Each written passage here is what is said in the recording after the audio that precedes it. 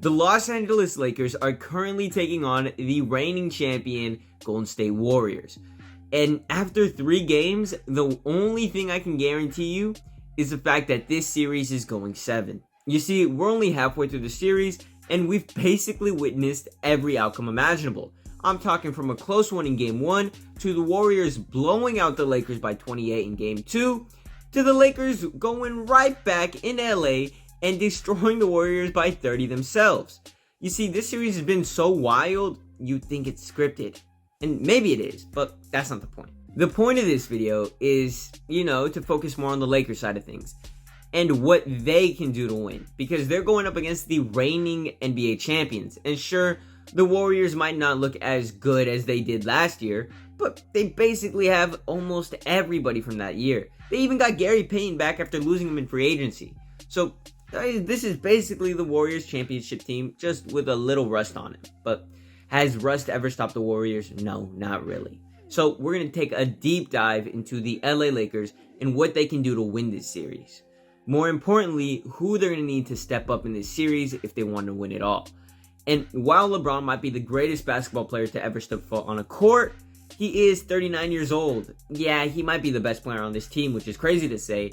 But teams need more than LeBron to win a championship, and it's been proven time and time again. Yes, LeBron can take your team to a finals, but if you want to win a championship, you need to put a competent team around him. And that's what Rob Pelinka's done.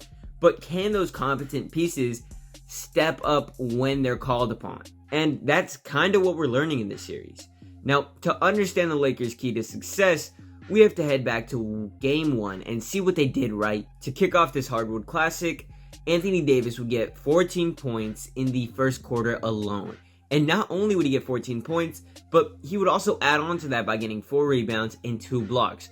And yet, somehow, the Lakers found themselves down by 2 by the end of the first. I mean, you would think with such a good first quarter by Anthony Davis that the Lakers would be leading, but they weren't because of the Splash Bros. Yes, the greatest guard duo in history did their thing. They showed up in the playoffs. I mean, why? They show up in the playoffs all the time. That's why they got 4 rings. I mean, Klay Thompson won't let you forget it. Anyway, the Splash duo combined for 20 points on 50% field goal shooting.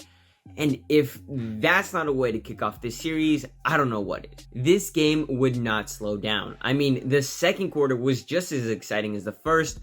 And, a little more scoring all around from the Lakers. Dennis Schroeder stepped up, LeBron got a few points, and Anthony Davis added to his total by getting 23 points by halftime.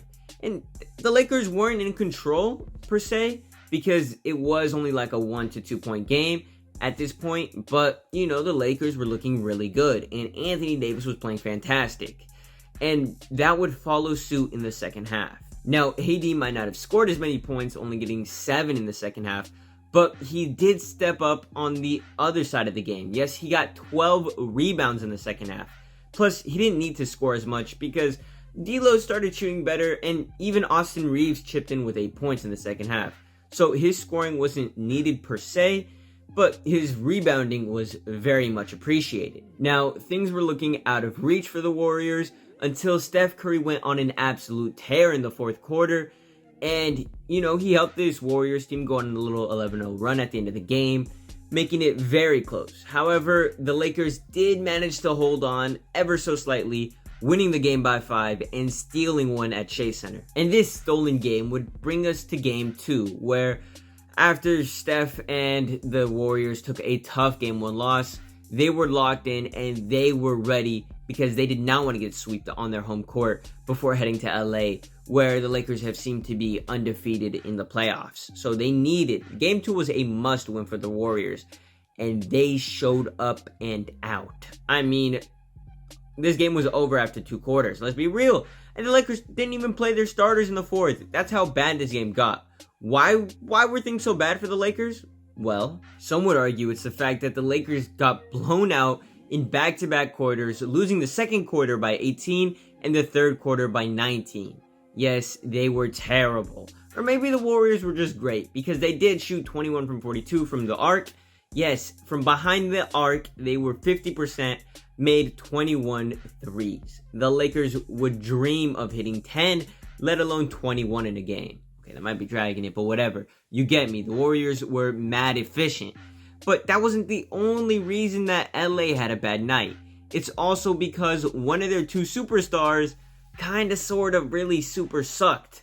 And the Lakers cannot afford for this guy to have bad nights. I mean, when he has bad nights, especially in the playoffs, they tend to, get blown out and lose. Yes, I'm talking about Anthony Davis. Anthony Davis was terrible in Game 2.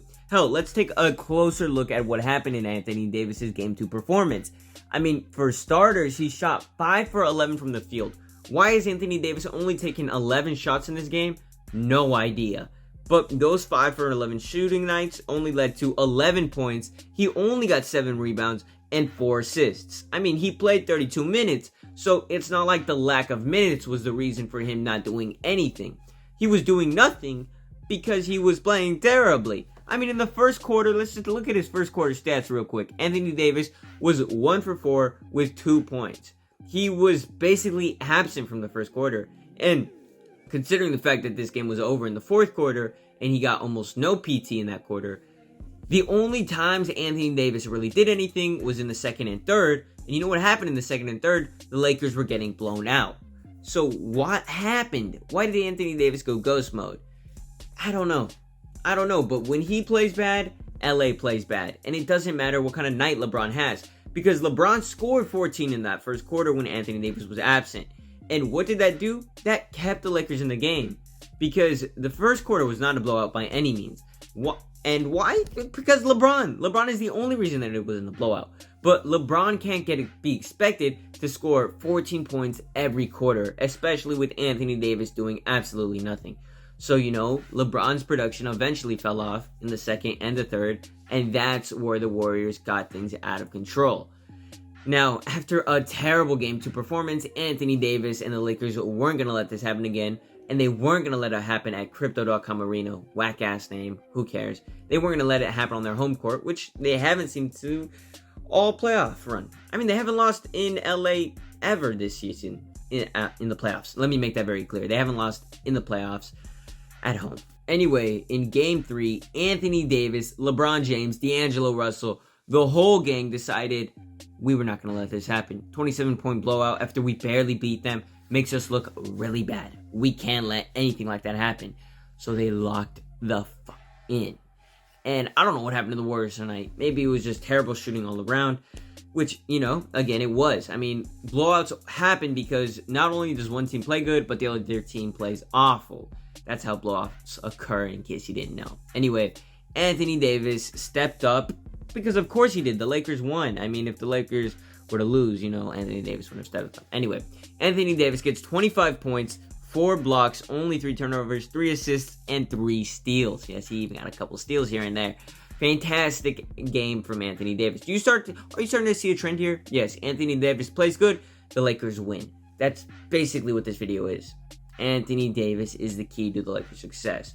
Now, I don't know that I need to tell you that, but I'm just bringing up the stats and the info as I'm seeing them. And right now, I'm seeing that if Anthony Davis doesn't turn into that guy that people saw in New Orleans, then the Lakers are definitely losing this series. Maybe not in 6, maybe not in 5, but they'll probably lose it if this game goes to 7 if Anthony Davis doesn't show up. I mean, LeBron's been here this whole series. Hell, in Game 3, he got 21 points. And you know what also helped in this blowout? It's the fact that D'Angelo Russell got 21. And I don't want to be, just surface level in these videos. Hell, I know Lonnie Walker got minutes over Troy Brown Jr. So maybe that key coaching change by Darvin Ham, those adjustments actually matter. I see you, Darvin Ham. Yes, give Lonnie Walker more minutes. Lonnie Walker, he deserves it. I mean, this guy, he was our 3rd leading scorer before all the trades happened. So he was up there. He was getting minutes. He was scoring before D'Angelo Russell came into town, and Malik Beasley stole minutes away. Anyway, it doesn't matter. Put Lonnie Walker in the starting lineup if you want to win games. Okay, that's basically it for the video. I didn't want to make this one too long, and I kind of rambled a bit, but I think rambling videos are the best kind of videos. Anyway, much love and deuces. Catch y'all next time.